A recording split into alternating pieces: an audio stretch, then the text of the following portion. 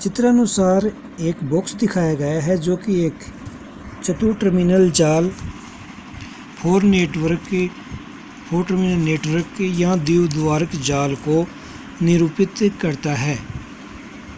इस जाल के व्यवहार का अध्ययन करके उसके निवेशी तथा निर्गम द्वार पर मापित वोल्टता और धारा के द्वारा किया जा सकता है। तो ये बॉक्स एक 4 टर्मिनल नेटवर्क है। इसके इनपुट वोल्टेज V1 है, करंट I1 है, आउटपुट में करंट I2 और वोल्टेज V2 है।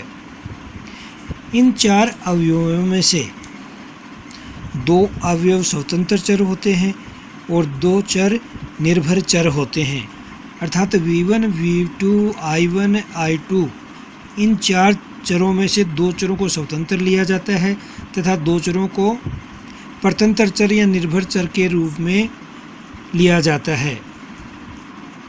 इस 4 टर्मिनल नेटवर्क के विश्लेषण में बॉक्स में प्रयुक्त सभी अवयव सरलरेखीय अवयव लिए जाते हैं, अर्थात उनके लिए VI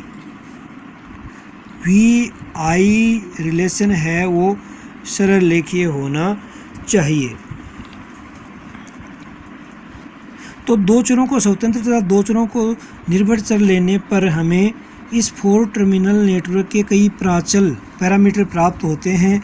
उनमें से 3 मुख्य प्राचल हैं, वो हैं, पहला है खुला परिपथ प्रतिबाधा प्राचल या Z प्राचल, द्वितीय है लघुपथित प्रवेशिता प्राचल या Y प्राचल, तीसरा है संकर प्राचल या हाइब्रिड प्राचल H प्राचल।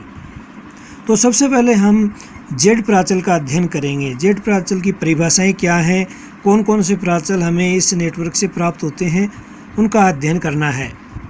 यदि उक्त चित्र में ये जो ऊपर बॉक्स वाला चित्र बनाया गया है, इसमें से यदि वोल्टता धाराओं में से यदि हम धारा I1 तथा I2 को स्वतंत्र चर ले लें, धारा I1 तथा I2 को स्वतंत्र चर लें, तो निर्भर चर होंगे ना वो V1 तथा V2 होंगे। अतः 4 टर्मिनल जाल के लिए फलन संबंध निम्नानुसार लिख सकते हैं। V1 फलन है I1 I2 का, V2 फलन है I1 I2 का। इन संबंधों को हम निम्न प्रकार से भी लिख सकते हैं।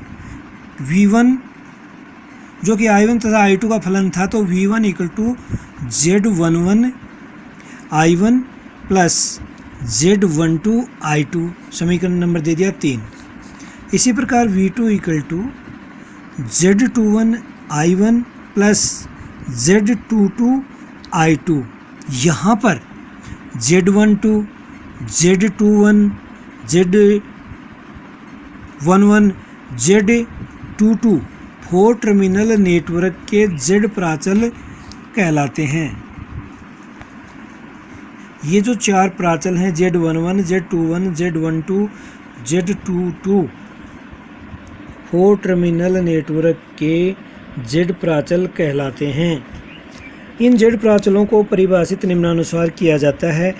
Z11 equal to V1 upon I1 जब I2 0 है, शून्य है, अर्थात खुले परिपथ की निवेशी प्रतिबाधा जब निर्गम टर्मिनल खुले हों।